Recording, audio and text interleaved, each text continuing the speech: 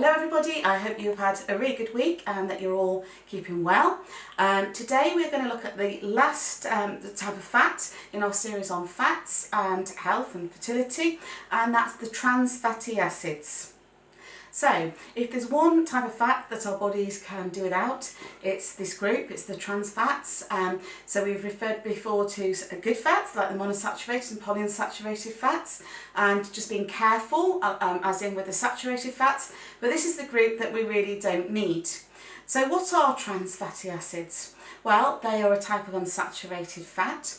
There are two main types. There's the natural trans fats, which a little bit of trans fats can be found in some animal products such as meat and dairy, and then there's the artificial trans fats.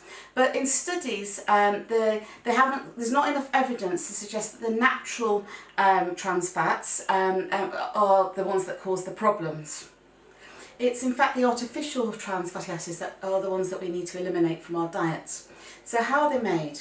Well, basically it's when vegetable oils are hydrogenated, or partially hydrogenated by bubbling them through hydrogen, and this actually changes them from a liquid to a semi-solid or a solid, and it's more useful to food manufacturers to have fats in this state because they're less likely to go rancid as quickly, so they have a longer shelf life.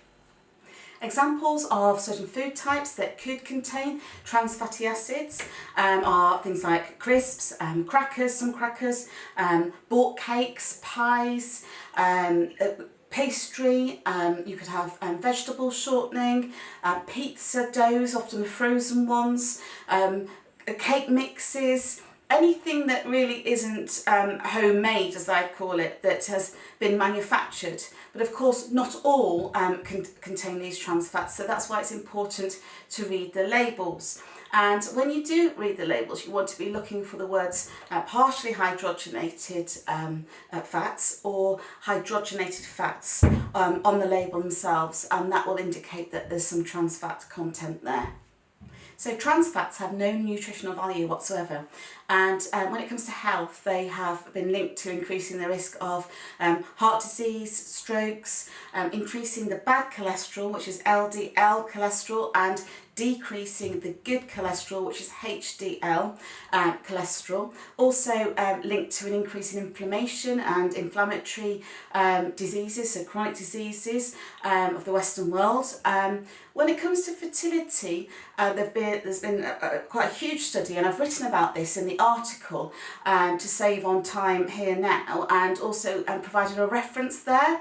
And there's been a link to an increased consumption of trans fats leading to ovulatory infertility, and it's quite an interesting study. So as I say, take a look at this article and then you could have a good read of it there. So to avoid trans fatty acids or trans fats in your diet, always read the labels. If it says in the ingredient list partially hydrogenated oil or hydrogenated fats, then you know that there's some element of trans fats there included.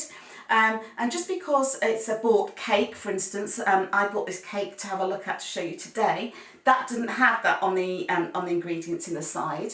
But obviously you've got to be careful of the amount of fat you're consuming and the amount of sugar you're consuming. Particularly, the baddies particularly are fast food, so anything that's fried or in batter, so be really, really mindful of those. So the best thing is to buy good, fresh, whole food and try and cook from scratch. If you're short on time, for instance, you could consider batch cooking if you're busy with work, and then just bring it out at the end of the day, because that's where the time when a lot of people would admit to reaching for or stopping for fast food on the way home. If you need help with different types of meat and fish, talk to your local butchers and fishmongers, and they'll help you out with the right types that you may be looking for. So always buy fresh local produce where possible, and cook from scratch. Anyway, a lot of this information and more is over on the article, which is on IVF Babble and Babble Prime. And I hope you have a really good week, and I look forward to seeing you next week with our next healthy food. Take care.